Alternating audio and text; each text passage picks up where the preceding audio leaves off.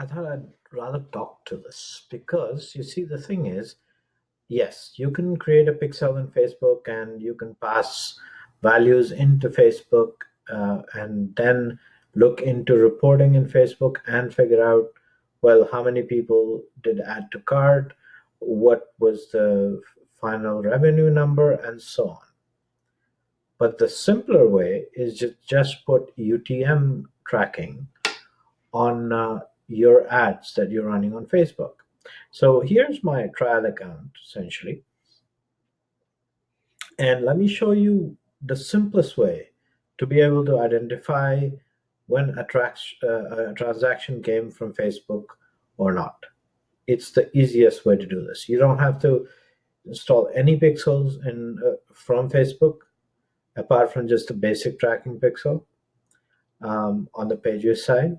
You can, if you want, you can do both methods, but this is simpler. Use Google Analytics and it's simpler. So I go to edit on my ad and here's my website. Okay, great. So let me go all the way down right here on the ad level, not at the ad group level, not at the campaign level, at the ad level. Now, here's my account name, okay? And here are the optional parameters that I'd like people to set because they're very easy to set. All you have to do is put in the campaign source. And if you're tracking this in Google Analytics, I would say campaign source is Facebook and campaign medium, you can call it CPC. Some people want to call it social CPC, your call, but something intelligible for the client to do, to name that is. Now comes the interesting part, which I think is most important. Ignore the error bit here, it doesn't matter. But here is what I would add as campaign name, which is basically the value that already exists in Facebook ads. All right.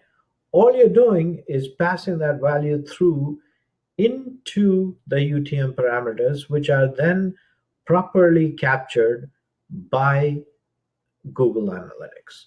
So in this particular case, the campaign name, and I put the campaign content as ad name because I want to see which ad, not only which campaign performed and got me transactions, or in this case leads, but which ad did that to.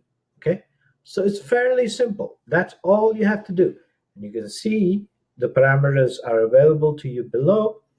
What will happen is when this data gets captured in Google Analytics, it will take the UTM source and medium and it will put them right here. So essentially here it says and Facebook and referral. I have very little data. So it's going to be very few people. But if I were to say go all the way back, the source medium, you see, it's Facebook CPC, right? Now, let's say you want to know, okay, what's the campaign and what is the ad ID? All you have to do is go into campaigns, go into all campaigns, right? And look, my campaign name, lead generation. And I also have add content. Remember, I set that parameter there. So this is the text, the name of the ad. Okay. So let's go back a little bit. We're here in the ad manager. I'm at the ad level. I go all the way down. I set up my parameters, right? Okay. So I have Facebook, CPC, the campaign name, which was lead generation, and I'll show you that. And this was basic text ad, was the name of the ad itself. And it shows up on my account. Well, there's just one, but it still proves the fact that this is the way you should do this.